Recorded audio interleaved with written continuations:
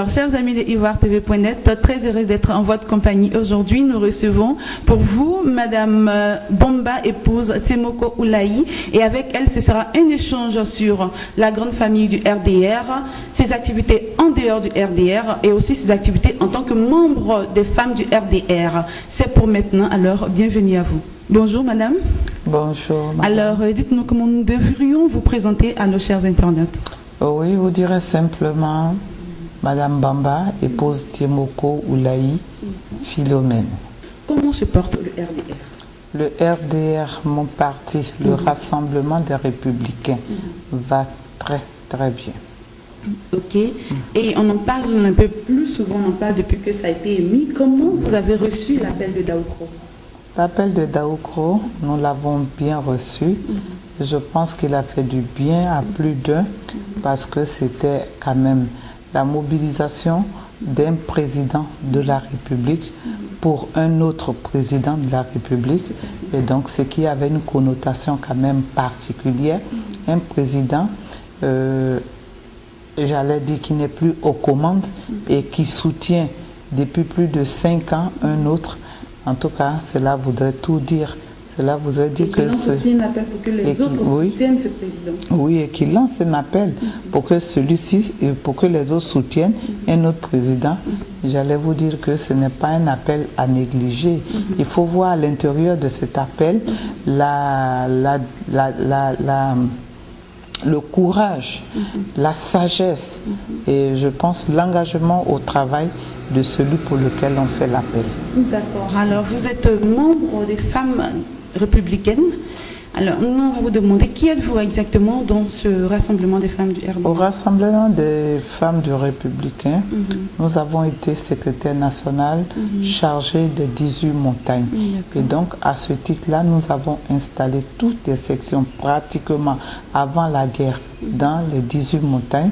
Et ensuite, nous avons été membres du conseil politique du RDR où nous sommes en ce moment.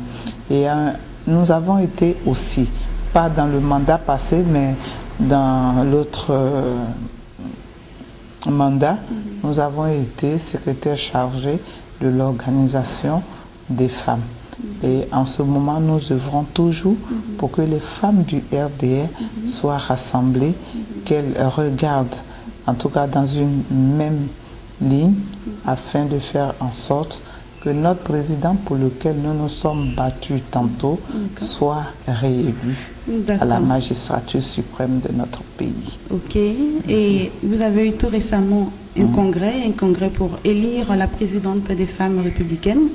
Alors, est-ce que il paraît que vous avez soutenu une candidate et ce n'est pas elle qui a été élue?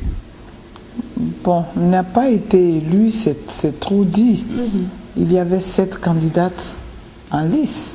Ma candidate, Madame le commandant Touré Nameta, elle était sous-préfet à la retraite. Elle a postulé pour être présidente des femmes du RDR. Mais nous sommes allés en conciliabule et nous avons, parmi les candidates qui étaient au nombre de 7, retenu une seule, pour qu'elle conduise la destinée des autres femmes du RDR. Non pas parce qu'elle sait plus que les autres, mais parce que les autres ont voulu fédérer toutes leurs énergies autour d'elle pour que, en tout cas, tout puisse aller pour le mieux pendant cette année électorale. Et donc, nous avons beaucoup à faire que de nous entredéchirer pour de simples élections, surtout que nous avons encore notre mentor qui est candidat pour la 2e fois, même si déjà ce qu'il fait, en tout cas fait de lui un potentiel élu. D'accord. Et vous, à votre niveau, vous les femmes du RDR, qu'est-ce que vous avez prévu de faire? Quel soutien avez-vous prévu de donner au président, à votre président Alassane? Beaucoup. Je sais que les femmes paieront sa caution de candidature. D'accord. Je sais aussi que très bientôt nous irons déjà vers les autres femmes pour leur dire qui est notre candidat, qu'est-ce qu'il a fait, pourquoi il faut le réélire. C'est très important. Hier, je lisais sur un journal que le pont à... Le 3e pont, oui, au 3e pont, quand les gens y sont allés, il y a un chauffeur qui disait, ou bien quelqu'un d'autre disait qu'il a travaillé pour 2 mandats. Pour 2 mandats. Et il fait plus que ça. Il fait plus que ça. Je vais vous donner une anecdote. Au lendemain de la guerre qui a opposé enfin, des Ivoiriens, lorsque le quartier de Yopougon est redevenu calme, on ne pouvait pas passer entre Yopougon, Sagidiba et aller à Niangon. Moi, je ne le savais pas. Ma grand-mère habitait par là. Et pour y aller, il fallait payer 2 taxis. Ce jour-là, je me mets dans le taxi, je lui dis, je vais à Sagidiba, je paye 2 places. Il n'a rien dit. Nous arrivons, je vois qu'il y avait le goudron et qu'on pouvait passer facilement. Et c'est comme ça, dans tous les quartiers d'Abidjan. Mais le plus grand chantier, c'est que le président s'est aussi attaqué aux routes de l'intérieur. Il s'est aussi attaqué au pont. Depuis que moi je suis enfant, Jacquesville n'avait pas de pont. C'est une barque qui se déplace et qui amène les gens d'une rive à l'autre. Mais on nous dit que en janvier, les gens feront, comment on appelle ça? Le pont? Non, non, pas le pont, ce qui a été fait hier, là. Comment on appelle ça? Oui, enfin, les gens iront ouvrir le pont de Jacquesville. Hein? L'inauguration du pont de Jacquesville à la population. Et donc, mon président travaille pour plus que 20 ans. Pour plus que 20 ans. Et nous, les femmes, nous irons le dire à d'autres femmes qui ne sont pas renseignées, mais mieux, nous le dirons aussi aux autres franges de la population qui ne sont pas des femmes, mais en notre sein, il y a des petits réglages à faire pour que celles-mêmes qui sont femmes au RDR ne sentent pas qu'elles sont des laissées pour compte. Il y a cela aussi qui est très important. Il faut militer dans un parti, il faut se savoir concerné par tout ce qui se passe. Et je pense que la présidente élue le fera très bientôt lorsqu'elle fera connaître son bureau. Moi, j'ai bien envie de savoir comment est-ce qu'on fait pour adhérer à cette association, aux membres des femmes du RDR. Vous venez au RDR, vous vous déclarez militant RDR et puis vous rapprochez la branche féminine. D'accord. Alors, vous n'êtes pas seulement membre du RDR, vous êtes aussi la présidente de l'association des sages-femmes ivoiriennes. Oui, je suis la présidente de l'association des sages-femmes ivoiriennes, ce depuis 2011, mais avant 2011, j'en étais la secrétaire générale. Et donc, pratiquement, depuis 1997 que l'association des sages-femmes a été créée en Côte d'Ivoire, je travaille pour cette organisation. Alors, parlez-nous un peu de cette association, cette organisation, comme vous le dites. Parlez-nous un peu d'elle. D'accord. Pour d'abord parler de l'organisation, j'allais vous dire que je suis sage-femme. Je suis sage-femme spécialiste, option surveillant d'unité de soins. J'enseigne à l'INFAS d'Abidjan. Et j'ai été la secrétaire générale de la Fédération des associations de sages-femmes d'Afrique du Centre et de l'Ouest. Et aujourd'hui, je suis la secrétaire chargée des affaires juridiques.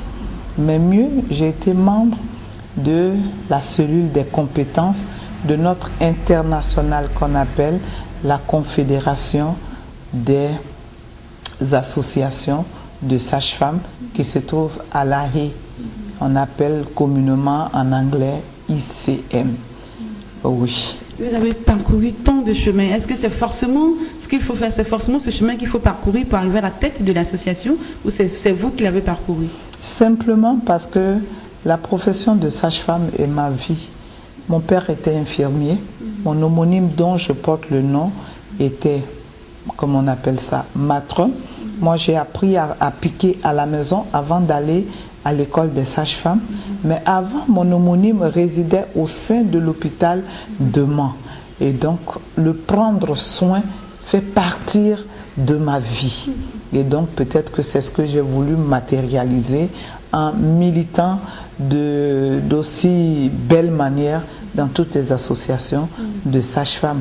Parce que je n'ai cité que ça mais je pourrais encore continuer d'en citer davantage, puisque nous avons fait la publication d'un livre aux éditions Sainte-Justine du Canada sur le thème des sages-femmes d'Afrique, témoins silencieuses de la mort ou de la vie. D'accord. Et je sais que ceux qui vous ont élu, vous ont choisi, on l'ont fait à dessein.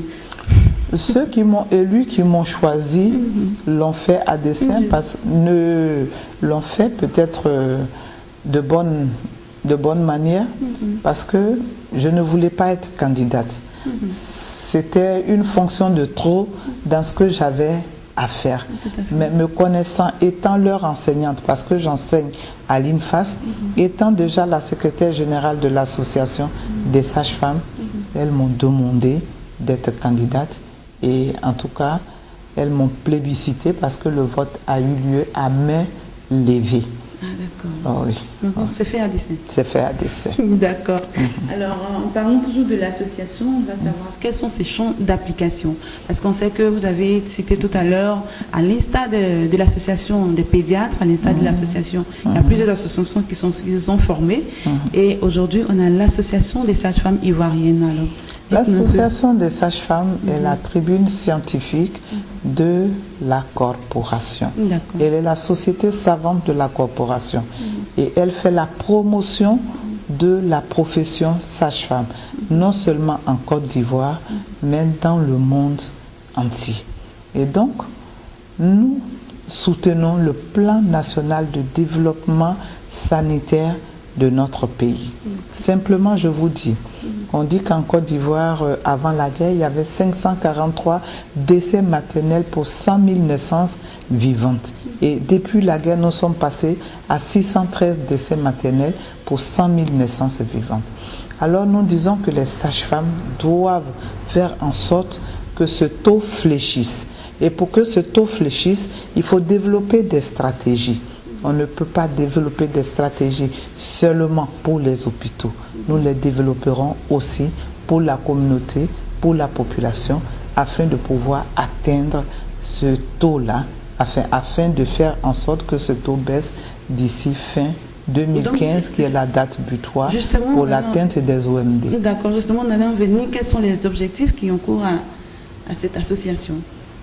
Les objectifs, c'est ce que je vous disais. Il faut faire la formation continue de nos membres. Il faut soutenir le plan national de développement sanitaire. Il faut assister nos membres. Mais il faut faire en sorte que lorsqu'il y a des problèmes de santé quelque part, que nous y soyons. Nous faisons aussi des recherches pluridisciplinaires et autres. Mais en tout cas, l'association des sages-femmes est au service de la population et au service de ses membres. Aujourd'hui, nous sommes à l'international. La Confédération des associations de sages-femmes, comment dirais-je, qu'on appelle ICM, et puis nous sommes à la Fédération des associations de sages-femmes d'Afrique centrale et d'Afrique de l'Ouest, qui est devenue la FASFAF. Et même au niveau pays, nous sommes aussi sollicités parce que c'est nous qui avons lu pour le personnel médical et paramédical lors du lancement de la caravane de la réduction rapide de la mortalité maternelle. C'est nous qui avons lu l'engagement de tout le personnel. Alors comment vous faites, quelle promotion vous faites autour de cette association pour mieux la faire connaître, pour avoir cette envergure? Ce que nous sommes en train de faire est une promotion de l'association. Nous ne le faisons pas les médias, nous le faisons par notre présence sur le terrain et beaucoup d'autres choses. Votre présence sur le terrain, comment est-ce que ça se passe? Notre présence sur le terrain, nous formons nos membres, mais nous faisons aussi des activités foraines. Aujourd'hui, j'ai engagé les membres à dépasser les murs des hôpitaux pour aller vers la communauté, de dépasser les services de soins classiques pour aller vers les hôpitaux. Parce que les gens ne viennent pas vers nous, sous prétexte que nous ne les accueillons pas bien.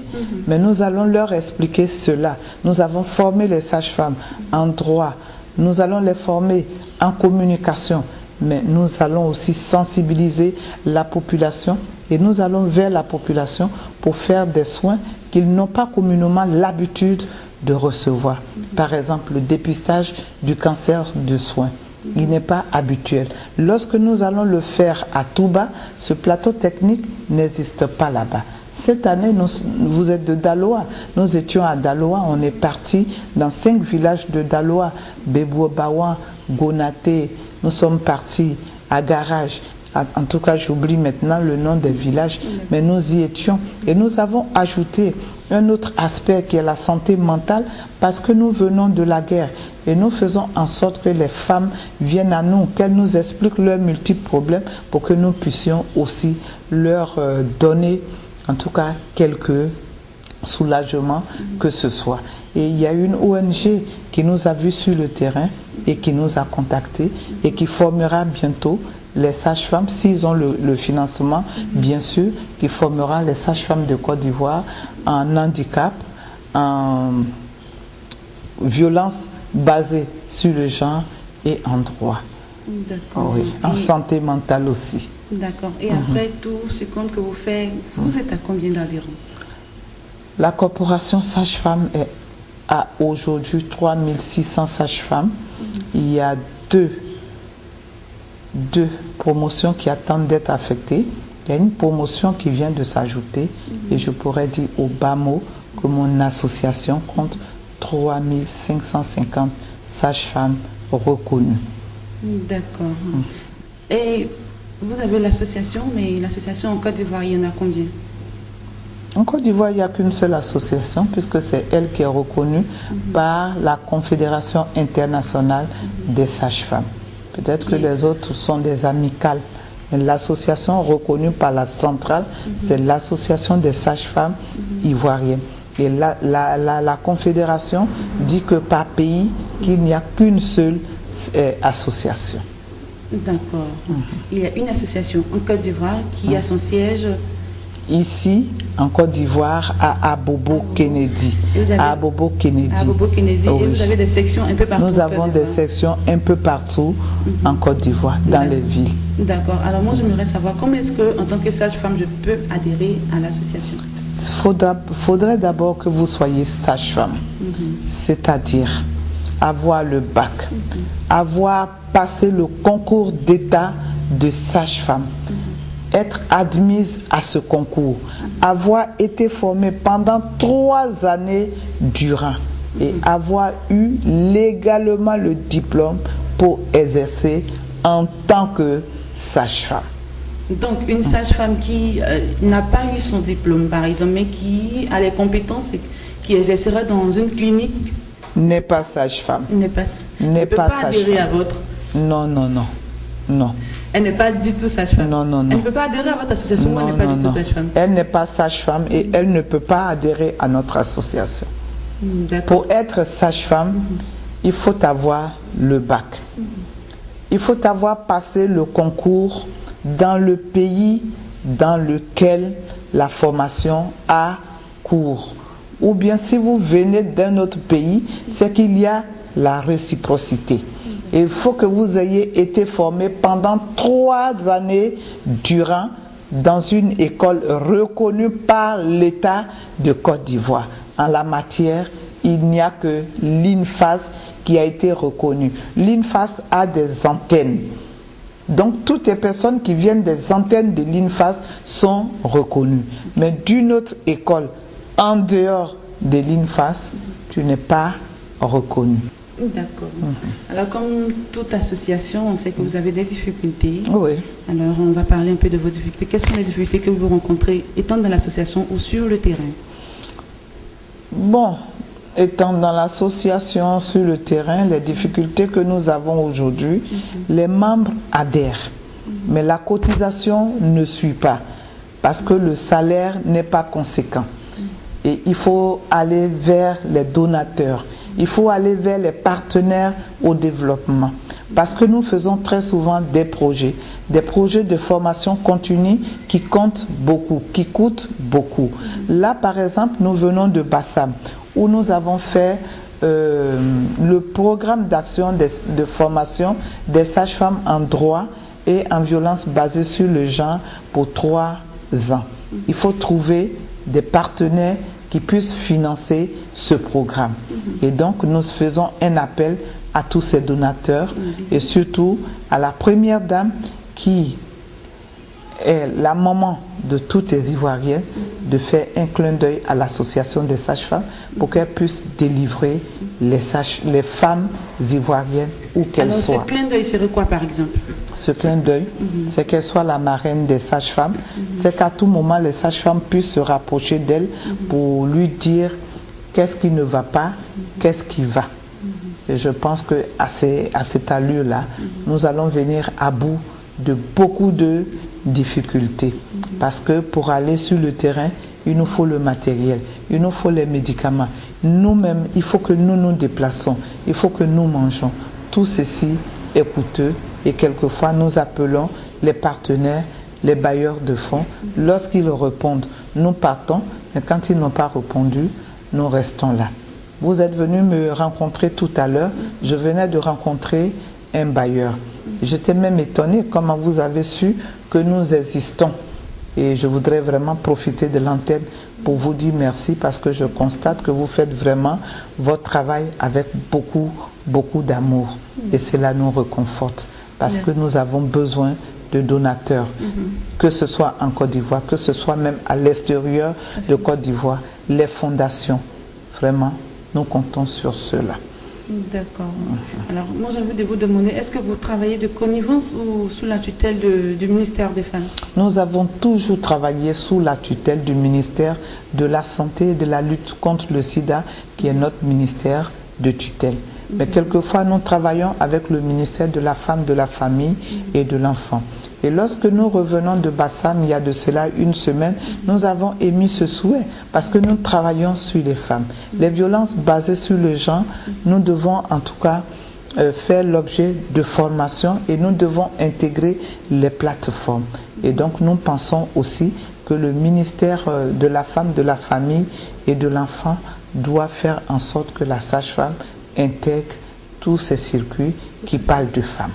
Tout à fait. Alors, nous sommes au terme de cette émission. On va vous permettre de conclure cette émission. Oui, nous avons été heureux de vous rencontrer, de la visite que vous nous avez faite. Nous avons abordé tous les sujets politiques.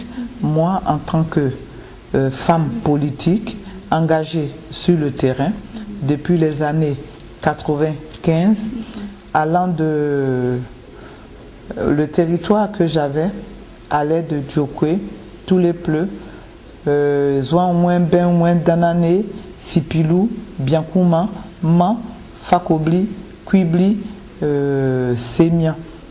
J'avais ce territoire-là. J'ai installé le parti.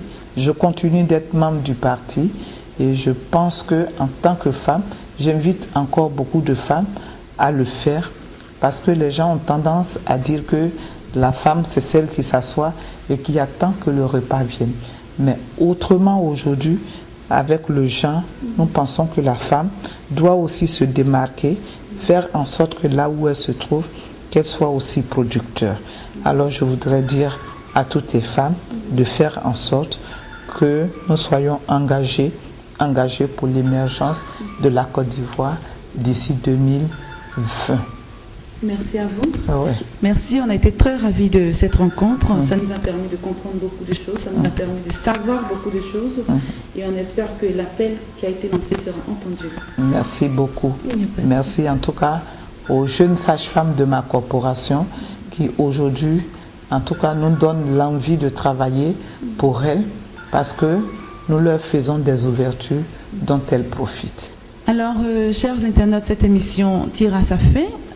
Désormais, vous le savez mieux, l'association des sages-femmes de Côte d'Ivoire est là pour vous servir et l'appel pour pallier à certaines difficultés pour le mieux-être, le bien-être des sages-femmes est lancé. Nous espérons que vous y répondrez favorablement. Merci d'être resté avec nous.